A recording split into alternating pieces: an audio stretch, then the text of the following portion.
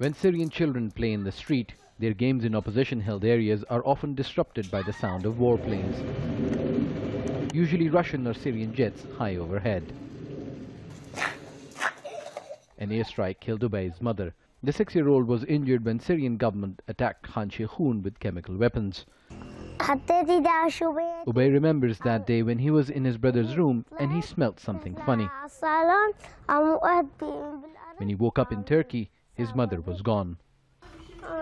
We met him there in April when he was being treated.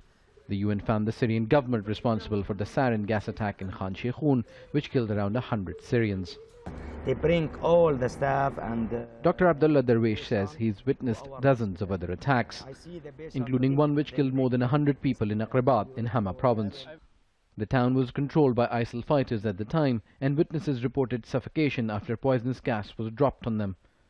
Dr. Darwish accuses the world of ignoring chemical attacks even in areas which were not under ISIL control. His colleague Dr. Ali Darwish was killed in the attack in March. He refused to leave a patient on the operating table. The doctor continued the surgery and died a few hours later in an ambulance, but he saved his patient. Dr. Abdullah says what happened amounts to a war crime and no one's been held accountable. We were called by the UN's chemical watchdog. I brought all the evidence with me. The clothes Dr. Ali was wearing, blood, pieces of metal from barrel bombs and samples of soil. Other victims of chemical attacks on Khan Sheikhoun in April were 25 members of the YOUSSEF family. They included HAMID Youssef's wife and 2 children.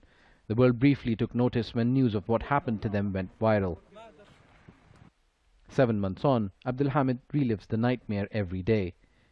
For me, you can't imagine my pain. I was hoping after this attack Assad and his regime would face something, but it's still the same. We're in pain and get no justice. That's a feeling shared by victims of hundreds of chemical bomb attacks in Syria, and investigators have found the Assad government responsible for most of them. People fear that now that the United Nations Security Council will not be investigating chemical attacks and the OPCW with a limited mandate, those carrying out chemical attacks will be emboldened. Osama bin Javaid, Al Jazeera in northern Aleppo.